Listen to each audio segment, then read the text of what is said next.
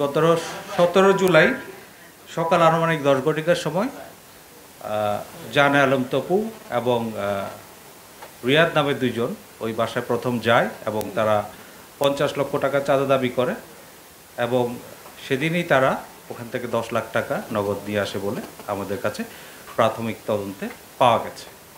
পরবর্তীতে 19 জুলাই রাত 10:30টায় তারা বাকি টাকা 40 লাখ টাকা দেওয়ার জন্য চাপ সৃষ্টি করে এবং আবার ওই ঘটনাস্থলে যায়। পরবর্তীতে তারা ওখান থেকে চলে আসে এবং 26 জুলাই আরও লোকজন বাড়িয়ে তারা ওখানে পুনরায় যায় এবং বাকি টাকা প্রদানের জন্য চাপ সৃষ্টি করতে থাকে।